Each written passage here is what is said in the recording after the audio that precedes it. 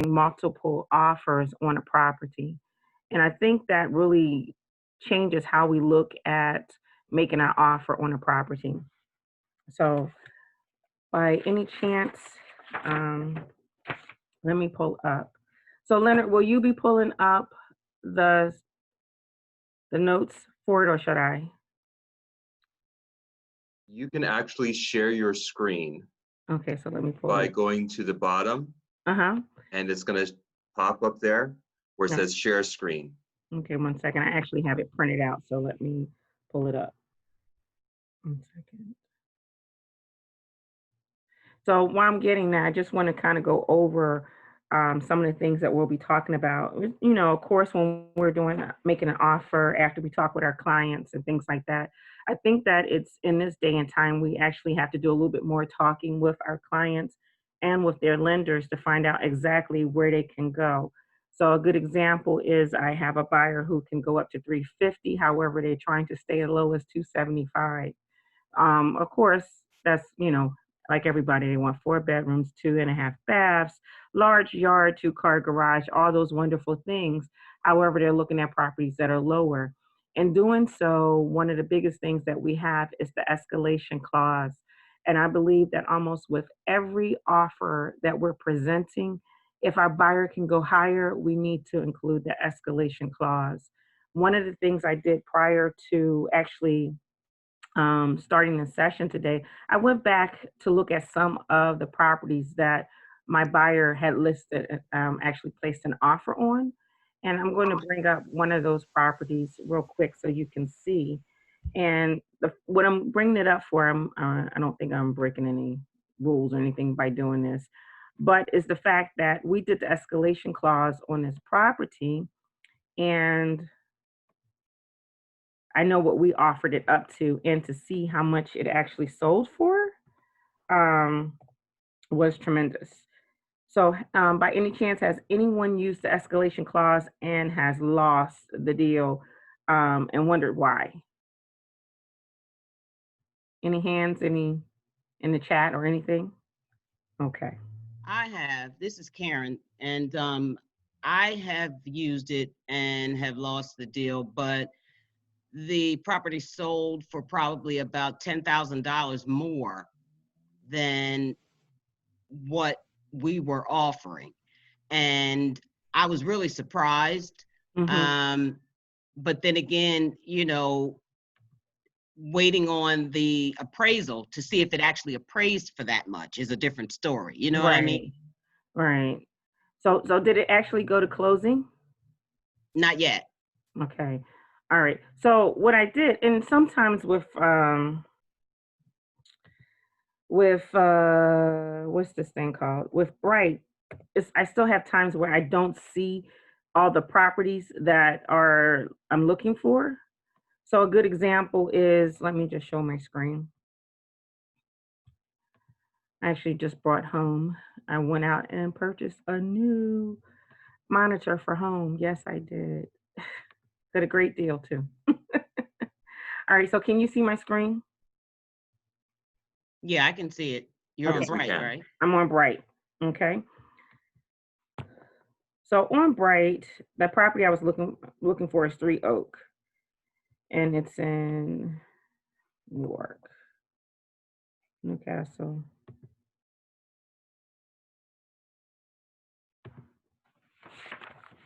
It was 3 Oak. Sorry about that.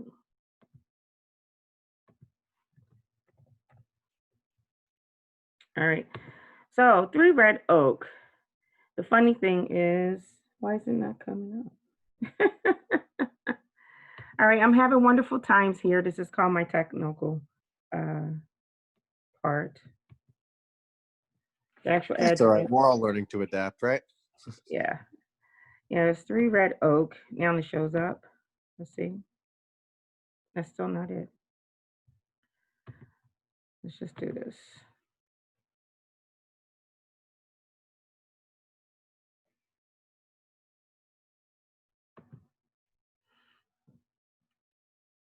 All right, so I just went ahead and looked at all the properties that I had actually submitted offers on. And these are all the properties I submitted offers with the escalation clause this year, and we did not win.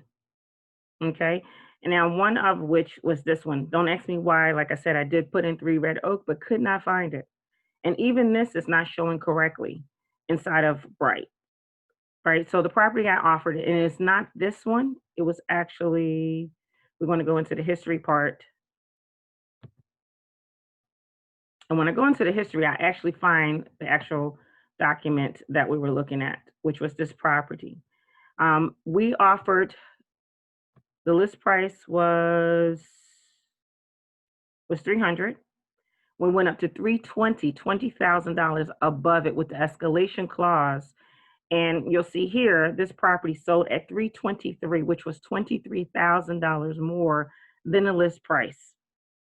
So even with the escalation clause, I believe it is very important for us to verify with our buyer exactly how high they can go. Because in this case, my buyer could go up to 350, but going up to 350 wasn't necessarily what she wanted to do on this property. So it's, in today's market, it's kind of hard to find that out because we don't have as many properties that are available. So in this case, because one of the things they're saying in making and starting to make an offer is that we have to do a CMA. What I would suggest is that when we find, because it's so critical now, when we're deciding to take our client out, and this is definitely the type of property they're looking for, we actually have to do our due diligence before we even go and show the property. So in this case, this development was in Ginger Woods, right? So I don't know if we, let's see, have some newer agents or older agents, and you all can share as well in regards to what your experience has been and if you're doing the same thing. So in this case, what I would typically do is I would go and, because this is, yeah, because I think the CMA or just however you want to do your comparisons for the property, I think it's very important. So in doing this, I would actually go and just find out what's on the market, what has been selling before we make an offer. Because at this time, when this property went up, the 300 was actually pushing the bar. They did some renovations and they still had some work that needed to be done, but the 300,000 was still pushing the bar. So I believe that in order for us to win, and actually you have to go out a little bit further.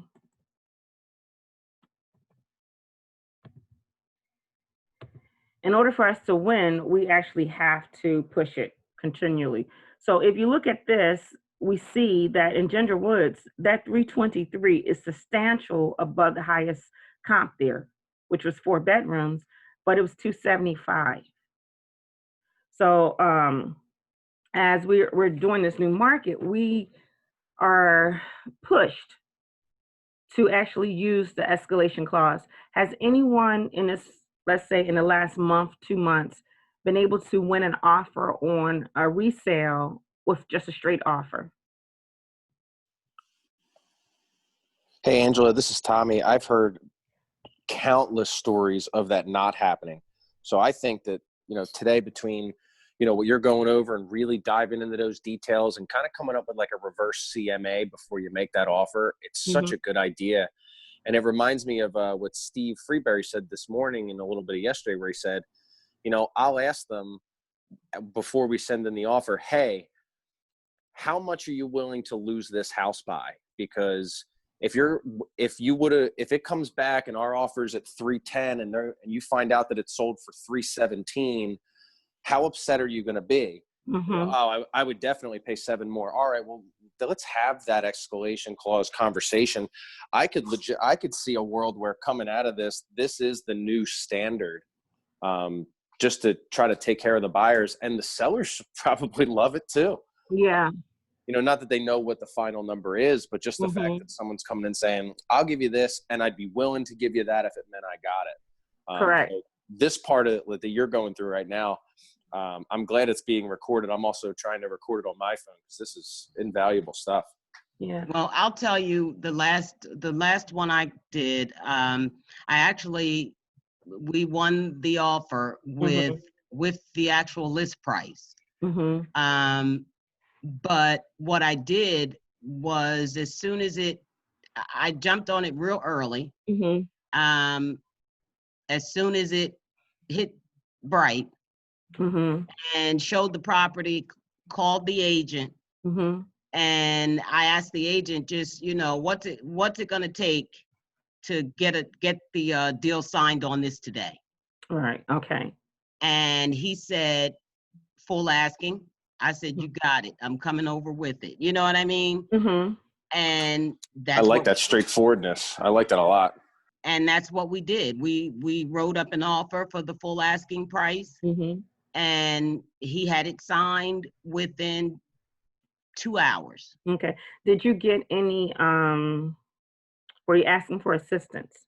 I did not ask for settlement help. And the reason Mhm. I didn't, number one, my buyer didn't need it. And Mhm. number two, when I asked him what was it gonna, and I knew this one was not, I knew it was gonna go very quickly. Mhm. And I didn't want him to even entertain other offers. Right. So I didn't recommend that my buyer ask for any settlement help because she didn't need it. And when he said that full asking would seal the deal right away, Mhm.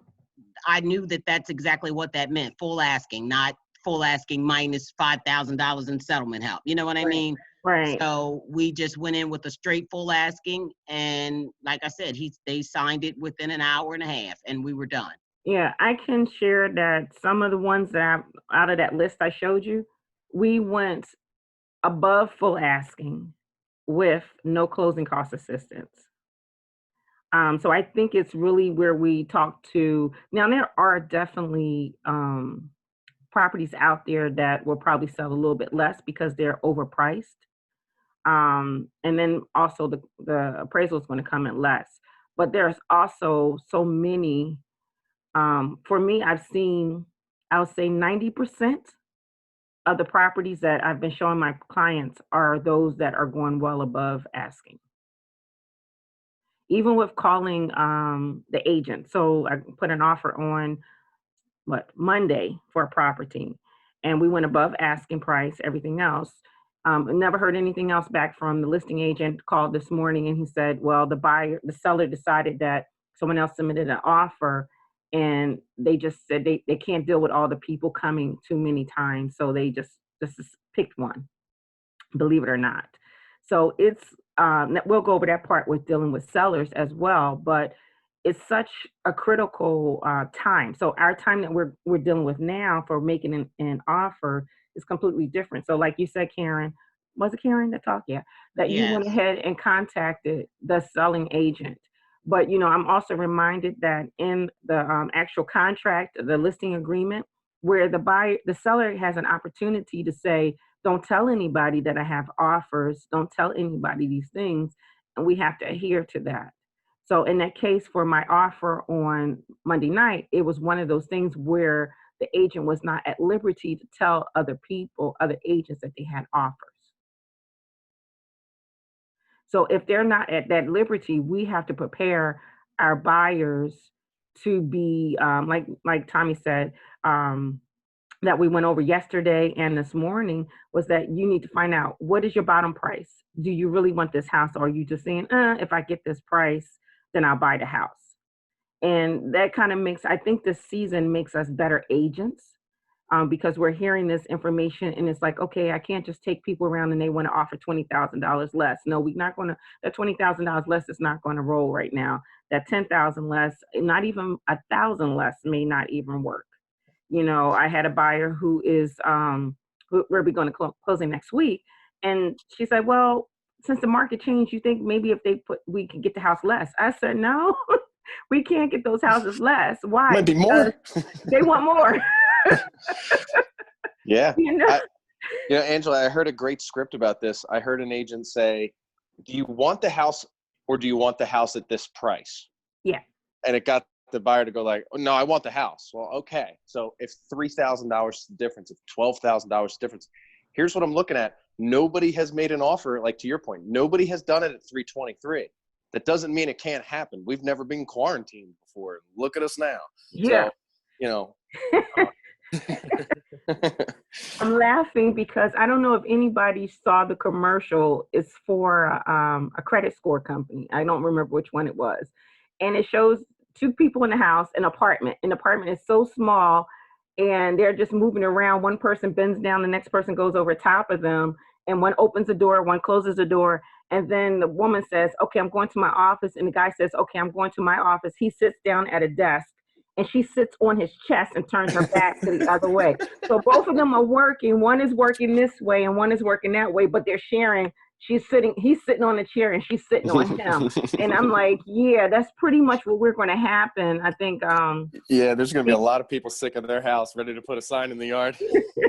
Like, I thought we were working out. I thought this house would make it, but after. No, we got to get the hell out of here. I want to get out.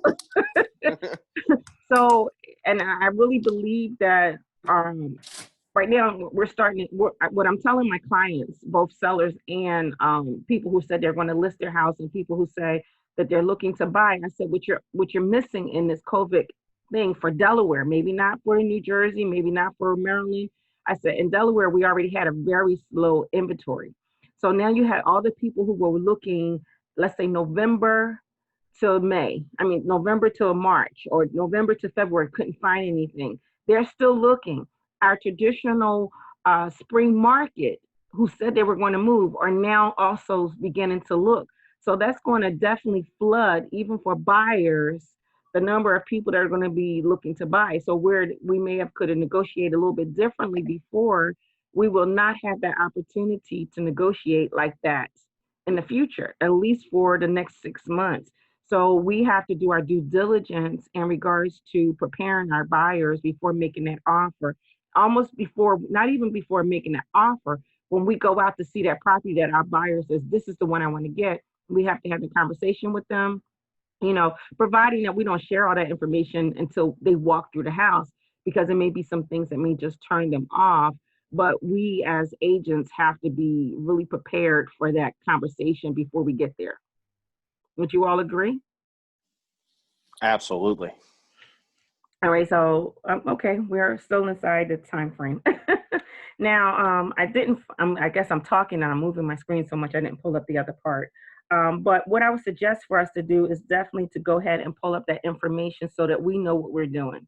The other part about it, since we are dealing with part of that payment plan, because a lot of our buyers will still be kind of conscious about how much their payment's going to be. Okay. Now, also keep in mind that when we look at the properties, we need to also take in consideration their taxes on the properties because of the location. So, you can go to Newcastle County and find out the tax record. You make sure if it's going to be $2,700 for Newark and it's only going to be $2,000 for Newcastle, maybe that Newcastle property may be a little bit better for them, saving them that $50, $60, $100 a month. So those are things we want to take in consideration in making our offer. I don't want to I'm spending enough time with it, but not too much in regards to this. This is the first time we're doing it as a Zoom. And I do thanks Karen for chiming in. I appreciate that, you and Thomas, because I think in teaching and also just going over information that we become better at it and we able to offer additional information to individuals, especially if someone is new and they're starting to do offers and they're starting to do these things. Our buyers are definitely still going to think, because they are still watching HGTV, they're still doing their own research, which are not really good research. They're telling them they can still offer less. So I think it's definitely our best interest that we continue to show that information to them. So let me at least pull up the slide. Okay, so the slide part would be okay. So that's just basically when we're talking about preparing for the offer, right? So if we're preparing for it, then we're kind of going from there.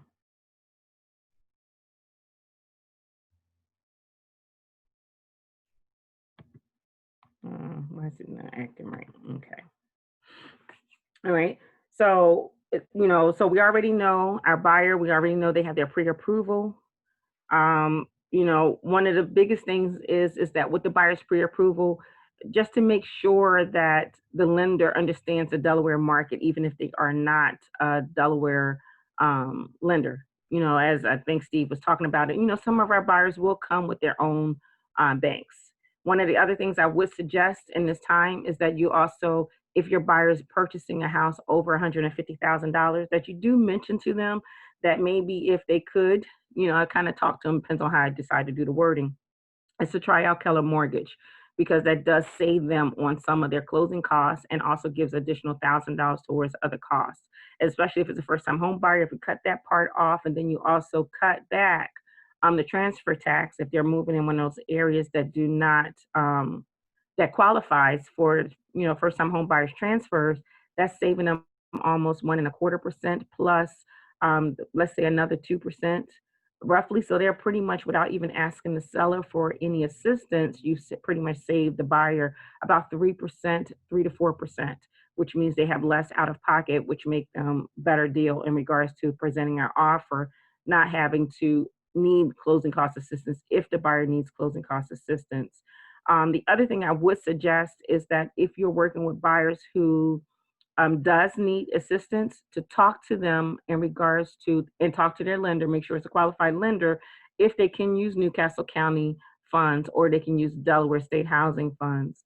One of the things between those two that I do recommend, typically I tell my client if they need money and it's not that much money, to use Newcastle County if they qualify before using Delaware State Housing money, unless it's a small amount, mainly because of the interest rates that are associated with those. And that's pretty much going in detail with them and understanding as much information as they give us. If they don't give me enough information until later, then we have to rethink this thing over and talk to the lender. But that's best way for us to be able to present our clients into the best light. Does that help anyone, or have you all been using it as well?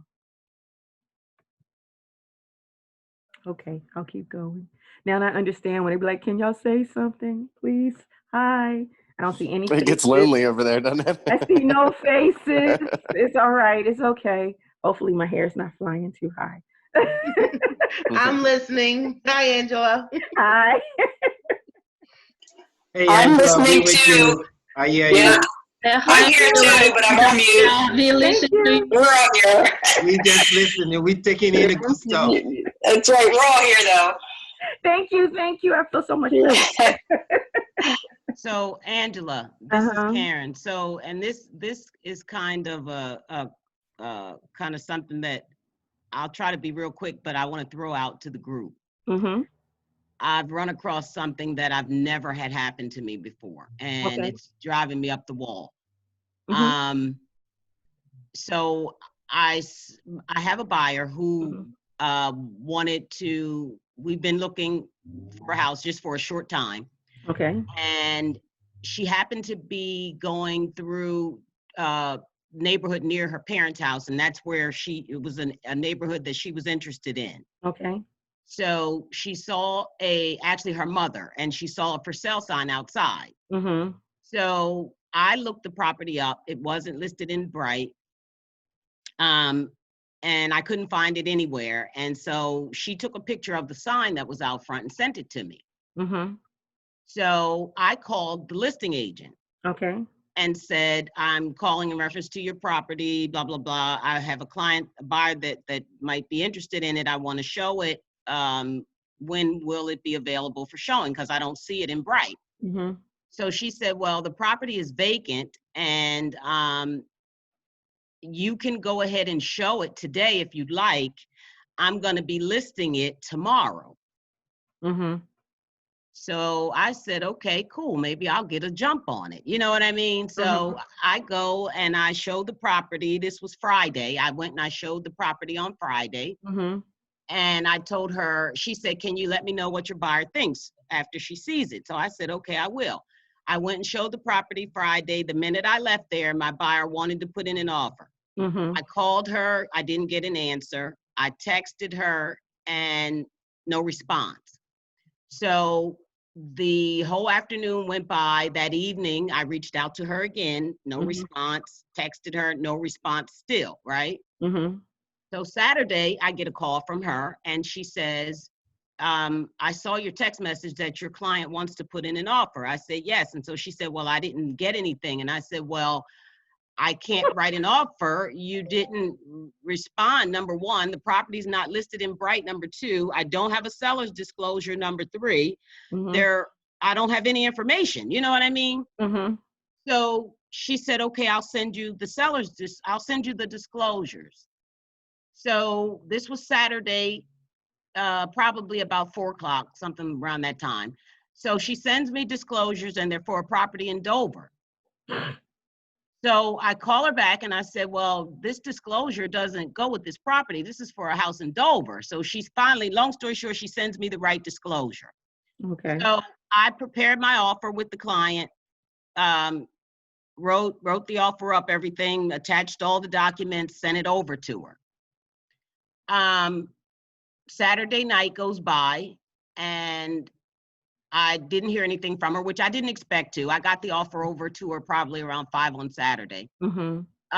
Sunday, I sent her a text message and said, hey, do you have any idea when you will be presenting offers to your client, right? Because I'm Mhm. checking the house is still not listed. So I didn't get a response. No response till Monday. Monday, I reach out to her again and now I'm sending emails, I'm calling, I'm texting. Monday, she sends me a text message back and says, I'm going to present no, she said the client is out of town. He's in Florida. Mhm. Then she tells me that he has verbally accepted the offer, Okay. right? And I will have signatures tomorrow at noon. Okay. Now I'm looking still Monday. This is Monday early in the day. The house is still not listed. So Okay. finally, I'm calling yesterday afternoon when noon came. I knew I wasn't going to have the contract just based on what had the track record, right? Mhm. So I waited until I said, I'll give her another hour and a half past 12. I waited till like 1:30ish, 2 o'clock. Mhm. What time did she call? I text her, I call her, and no response at all the whole day yesterday. So I'm emailing, calling, texting. I call her this morning and she says, the client is back and I'm gonna go call him right now and see if I can meet him to get the contract signed. So I said to her, and all of this I've been documenting in emails, right? Every Okay. conversation. And I said to her, well, you do realize that, we're running up against dates now because I put dates in the contract, in terms of a home inspection, in terms of, having my client start the mortgage loan application, all of this stuff, right? Mhm. And we can't do any of this stuff until you get us a signed contract. I said, now what I'm going to do is I'm going to go ahead and schedule the home inspection since you're going to have the signed contract over to me today, right? So she said, yeah, I'm going to get him to sign today and get it over to you. I said, well, then I'm going to go ahead and schedule the home inspection. So I called and scheduled the home inspection. Now, I've had this conversation with my client, but I'm still up in the air because I don't have a signed contract. Okay. I would probably basically tell the home inspection to wait and ask the seller's agent that you need a deadline, but what time it'll be done because you still don't have it in MLS. Now that would definitely be a broker question. No, it's in there now. She In put there it in now? Monday night. Okay. So in that case, if she's saying that it's going to be signed, and of course, you know, it's kind of crazy. So you really need her to do that and just give her a deadline in regards to that, or to just say, can you screenshot me a picture saying that it's signed so that you're on a safe side. But Yeah, because I don't have anything. right. So yeah, because without that, you don't have anything, especially if it's still showing as active. So, but some agents are not responding as quickly. I can tell you that because it just depends on what their family life is with this coronavirus. So Yeah, I but can't 3 make an days, excuse. that's unacceptable. A lot of them are being unacceptable, you know. So, Angela, go ahead. I have a question. This is Evelyn. Hi, Isn't Evelyn. that also against bright policy? Isn't if it was already a sign in front of the house, that was supposed to be in bright no later than Saturday. If it was Friday that they put the sign out, I thought That's it was correct. 24 hours. Right, 3 days. 3 days? I thought it was 24 hours. If Wait you a put minute, it's the 3 sign out. days before the paperwork has to be in, right? Tommy? Where's Tommy at? Yeah, Angela, I believe you have that right. What you're referring to, Evelyn, is you can't be posting on like social media or sending flyers But more than I 24 thought hours that before you that's in couldn't bright. advertise or even have a sign out in front of the property. I think the sign is still 3 days, Right. but I'll double check that. But I think it was referring to like the pocket listing type of thing where it's being promoted like on our internal message board, but it's not in the MLS for everybody to see it. But that's a good question. I'll double check, but I do think that the sign can still go up. Correct. I might be wrong, Right. but I'll check. Right. And that's going to go into 2 different parts, because in that case, then Karen should have never showed the property. So tomorrow we have Trend, or rather Bright MLS, coming in for a class. So if anyone wants to ask their questions or send me an email with questions, we can get them answered tomorrow afternoon at 1 o'clock. Yeah, that's good, because that's going to be, it's not just the selling agent's issue, it's also Karen's issue, because she called and was able to show the property when it wasn't listed yet. So that's a really kind of tricky in regards to pushing the seller's agent as well, because I'm pretty sure they're trying to make sure that they don't have it signed before they placed it in the MLS, all those kind of wonderful things, even though they did an agreement. So And Karen, that may be something that if they continue to kind of run around on you, that would be worth calling Michael. Yeah, that's what I was Just to going to have do Michael today. call their broker and go, hey, listen, we're trying to sell this property for your client, and your salesperson isn't calling mine back. You know, I mean, it's not like a strong arm, but it's kind of a strong arm, because 3 days in a quarantine and they can't return a text message. Exactly. What are you doing? You've already seen all the shows. You can't go anywhere. So. Yeah. This is a pure indication, you know, from my experience, that she's waiting for something. And, you know, what we used to call back in the day, shopping the agreement. So for your sake and your client's sake, I would definitely jump on the ball in the sense of, you know, reaching out to Michael, because she very well may be shopping that agreement and seeing if she can get something else. And we should start inviting her to classes and trying to recruit her, because we can help her fix some of these issues with her business. Little TL plug there. Sorry. Okay. So yeah, so that's very important. Thanks, Karen, for sharing that information, because you're definitely doing your, you know, you want to make sure your buyer gets the house, but we also want to make sure that we don't have any terms later that will kind of fall back on us on any side. So that's good. Right. So definitely, you know, like everyone has said before, you want to follow up with Michael, and then you want to find out from that point in regards to your offer. Now, one of the things, which is a good segue, because one of the things in what the night situation says is that you can actually say that the seller has to respond by a certain date on the actual application or when you send a letter. So one of the things in night suggested is that when you submit your offer over, that you put timelines down. You can do a cover letter. I normally do it inside my email saying, hey, here's my offer. This is what we're offering. Sometimes I say, can I hear back later today, or when do you expect that I'll get a response back to our offer? So in this case, what they're suggesting is that whenever we submit an offer, yeah, we do it verbally, but when we actually send the offer over, we're asking please acknowledge receipt of the offer, and then write the concerns, you know, things that we're itemized, what we're offering, and then asking for a timeline of which we should respect the response back, a written response. I had a similar situation, Angela, where they took over 7 days to get back to me, and I had to go back to the contract and change all the dates. So Angela, in the Delaware contract, when I'm you know, reviewing it with agent, there's no section there, time of essence, in the sense of when a seller should respond to the offer. There is. where would you potentially, do you use a response timeline in your offer? Where would you put it? And And item how much 32. time do you give a seller to respond? Item 32, where you write all your other conditions at. Okay. You could put on your response by. Most of the times I haven't had to have that option, but if I'm going to place it there, I would definitely put in item 32. So just experience here, we were in a multiple offer situation. We did not want the seller to sit on our offer. So we actually put in a response date within 24 hours. Correct.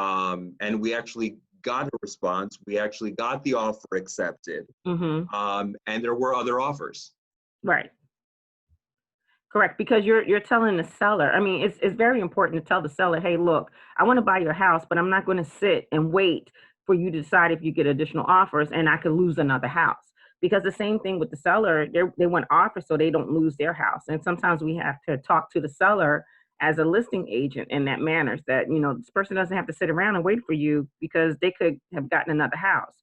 Because in a case where kind of slide into a seller's offer is that a seller receives offers, sometimes they'll say maybe somebody else will come in, especially, like I said, today's market is completely different because there was a house that came on the market on late Thursday night. Friday morning called to we went to make appointments. They already had 22 appointments scheduled for that person. So if you place an offer on that Friday, that seller says, I'm not going to review offers until Monday or until Sunday night. So we have to be cautious of that. Now, as a listing agent, if you already talked to your seller in regards to how offers are going to come in, what I have seen is that they're actually placing inside of Bright is that we will review offers on this date. So in that case, that's a whole different ballgame. So we have both hats. We have the hat as the listing agent, and we have the hat as the, hold on a second, that's my daughter behind me walking by. And we have the hat as the buyer's agent. So we kind of use those same tools on both sides. Even when we're talking to our buyer, we use that tool, and we talk to our seller, we use that same tool, saying, hey, look, we need a response by this. You can't wait. If you already know ahead of time, you want to go ahead and do that. You know what I mean? I guess so. Makes all the sense in the world. Like, hey, let's prepare this. I believe we're going to get multiple offers. So since we're going to get multiple offers, we're not going to have the person who made an offer on Monday wait until Friday. Yeah, I mean, think about every advertisement or offer you've ever seen, right? You don't get a Kohl's coupon that says take 10% off whenever. Right. It says you have 3 days or you have until midnight because they want to spark the creativeness. If people start sitting on stuff, they forget, they watch The Office. Correct. So I think it's a great idea. Right. Now, I also want to just share a couple things as well. Like, so some of these houses, I do get people who go to auctions as well, or they're doing an offer online. This is my little secret on winning some of those offers online. I am not going to put the bid on at 8:01 and they have to bid until 4:00. My time of bidding is going to start if I know that the bid is open till 4:00 or 12:00, whatever it is. The hour before the bid is over is when I begin to start bidding. Has anyone else start having to do any auction bids for properties? Yes, very good point, Angela. So when I first got into the business, working with REO properties and all those properties being on a bid situation, I used to wait, and sometimes I was waiting too late, but like the last 10 minutes to see, because there are other buyers thinking the same thing. So you want to monitor, right, the activity and then be the last one to place that bid. Correct. Right, so you want to place the bid, and that a little insiders insight. But what we did was I would work with my buyer and say, okay, where do you want to start and where do you want me to stop? And then I would, with them on the phone, I would constantly monitor those last couple of minutes. And I say, someone just went in and outbid us. Do you want me to go on to the next and go on to the next? Mm-hmm. I had my max. So Right. my last bid was either just shy of the max or the max, whichever, was the Mm-hmm. case. And that's how we got so many of these auction properties, is because we weren't going in, um, as you said, be the first bid. Mm-hmm. We were waiting to see the increments, and you can also start to see a progression. You can see a trend Mm-hmm. of, if someone else is bidding, they're going up by certain increments. So Mm-hmm. you can start to really If weed out. weed out, analyze, and be very smart about it. Correct. Yeah, because what I've seen is that the people who are trying to get it versus the people who really want it, the ones who really want it are the people who don't even start bidding until that last hour or that last half an hour. And then once they get rid of everyone else, then when that person looks like they're going to win their bid, you have 10 minutes. Most of the times you have 10 minutes to counter if someone else has overbidded you at that time. So that's where the time can go past that. So since we're talking about offers, I wanted to kind of give you all just other options and offers as well in regards to that. And the other thing is, if you're dealing with any short sales, keep in mind if the property is in pretty decent shape, that you still need to do your due diligence in regards to CMAs, because most of the banks will not take lowball offers on properties either. So, regardless of what type of offer we're doing, we as agents must do our due diligence, being CMAs, being comparisons, whichever you want to do, to get a good number to make sure you're telling your buyer that this is pretty much how this house is going to sell at this price. Because we don't know the situations that are behind it. I had a buyer who offered, it was not a short sale, it was a regular sale, got the house $35,000 less than the list price, because the family was going through a divorce, and the husband just said he just wanted to be done with the situation. So are there cases where you will have those things? Yes. Will we know about those cases ahead of time? Not always. So we have to still continue to do what we can do to get our clients in the places that they need to be in, and also so that we can win the bids. Just keep in mind, if we don't win this one, guess what? We, as well as our buyers, are prepared to do the next one, so we don't lose that one either. You know what I mean? So we continue. So we just continue with that. So hopefully this is good information for you all to put in your mental toolbox for when you're writing these offers, not thinking that you're not going to win anything. It's just a matter of how we preparing ourselves so that we can win the offer for our buyers, be it bank owned, be it short sale, be it auction, be it just a regular sale. We can do it. So I just want to share that, and just keep in mind that there are still some, new construction out there and other things. So we have a lot of things inside that our toolbox as agents that we can use to make sure we can win for our buyers. Hopefully that helps out a lot of people. So just okay, yeah. Angela, I did have a question. Uh-huh. This is Evelyn. I had a situation where I had a buyer place an offer on a condo. Mm-hmm. And the in the process, if we found out that the condo association had more than the allowable amount of tenants over 60 days behind on Gotcha. their condo Mm-hmm. fees, and I couldn't get financing. Mm-hmm. Is the Before we place an offer, now that I know that situation, is there a way to even prevent that or get that beforehand, or does it have to go through the financing process in order to get that statement from Okay. the condo association? It's twofold. Okay. Okay, it's twofold because at a condo, you can definitely get those records. The I forget what it's actually called, but you get the association stamp status. I think it's the status.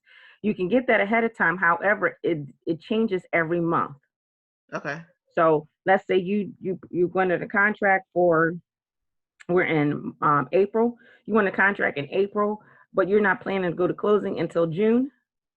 That means if somebody who's not past due goes past due in April and May, their association now numbers are lower. So it's Okay, also but it's going to be, so even if the seller has those documents, because it's association, you can get closer to the end and still find out that it happens.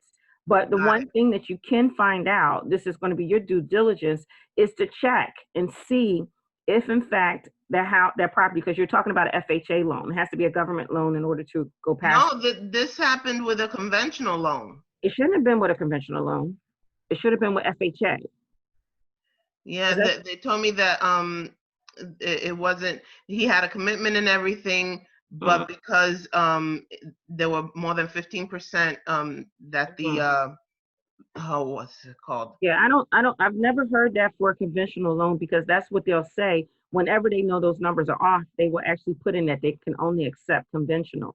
Because once it passes FHA, if somebody gets through the door, I want to say, if somebody gets a loan through the door and it's an FHA loan on a condo, that they have, like, I think it's 3 months or 6 months. I don't know the exact number, but you can talk with a lender for that.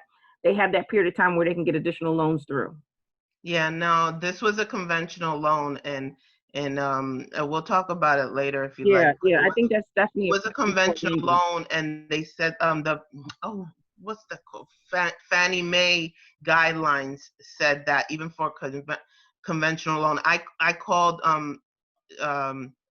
even Pike Creek Mortgage and Mhm. Meridian Bank. So Yeah, that's new to me. If somebody else knows anything different, you can definitely chime in. But I've never heard it being done for a conventional. I've only heard it for FHA. they did tell me that, let's say you put your financing in and it starts off like in the beginning where the process begins, and they get the questionnaire back saying that the acceptable amount of people are Mhm. in compliance, that it's at that frame in time it'll stay for that. So it doesn't go like your credit report. You know how you can keep on checking it over the until you close. They said that as long as the questionnaire comes back at one point in time saying that it's underneath that Mhm. threshold, Yeah, but, well, but that's still, something new for me. yeah, So it still didn't come back, and yeah, he waited for a good 2 months to get that. okay. And I just wanted to see how we could prevent that, and I Okay. can prevent that in the future and do my Well, diligence. those things like that is going to always be a moving ball.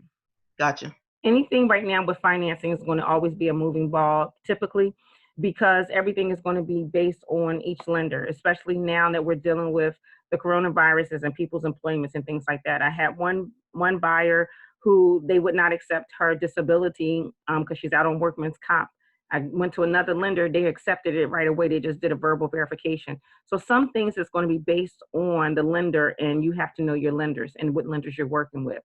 So as we talked before, and I think Steve also talked about, and if you talk to any other agent who's been in the business for a while, you want to get those lenders that you deal with constantly all the time, that you can always run those things through with them, especially if your buyer's using them. So if something like that happened, you've already talked to them about it so that they can kind of help you through that. So it is very important that you have your team.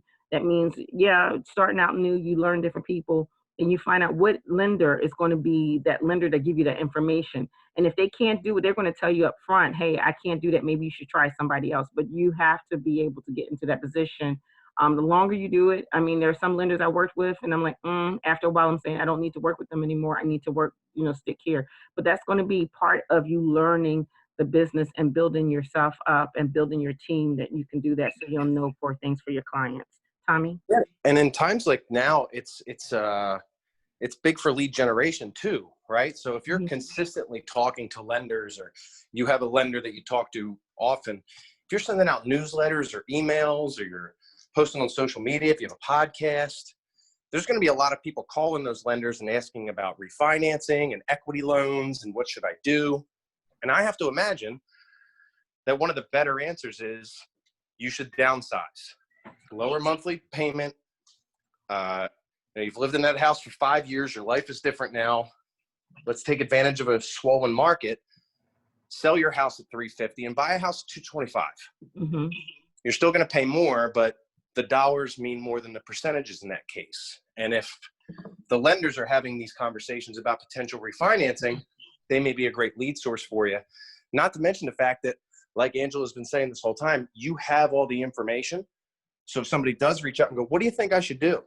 You're informed and you have the resources to go and go, but don't take it from me. Let me call my lender in on this. Yeah. Okay, thank you. So before I go, I'm gonna hit real quick because our time is almost up. Sorry about that, everyone. Just a tidbit for people. Your buyers, if they have money after they get their rate and they're kind of tossed between how much they should offer, you want to always tell them once they get, well, I'm not going to say always, this is something that I do. I actually tell them to check with the lender after the lender told them what the rate is to see if they have like $2,000 instead of putting additional $2,000 down, ask the lender how much it costs to buy down their rate. That's if they're talking about, I only want to do 1,400 and that makes it 1,450. Check and see whether or not you can buy down the rate because you got an extra $2,000. That $2,000 buy down your rate, you get a lower rate. You know, those are little tidbits that I try to talk to some of my buyers about so that, you know, kind of put them in a better situation as well. That's real quick. And you can talk to lenders about that as well. So if they're at, you know, had a buyer who was at 4%, sorry about that, at 4% conventional, they bought down the rate to 3.375. So there are options out there for them. So it's not just with a NACA product. Most lenders will do it. They have to ask and the buyer has to have the money. And sometimes even if they're able to get closing cost assistance and they didn't need all the closing cost assistance, have them revert that money into buying down their rate. So if we tell that or share that information with our buyers, we seem like we're really looking out for them. Even if you didn't know, but you share that with them. Oh, I want to put down $10,000 and 3%, 3.5% is only $8,000. You say, okay, what about that other $2,000 you use that to buy down your rate? It's going to put you in a better position. And that's just a little FYI tidbit note that you can use. Real quick, because I have 4 minutes. Maybe next time I'll be able to go through more, but I do appreciate everyone chiming in and hopefully that this helps out with a lot in regards to that. In regards to making offers with my clients, receiving offers in this day and time, what I do is I actually do a spreadsheet similar to what Steve was showing. What I actually do is I line up each of the offers.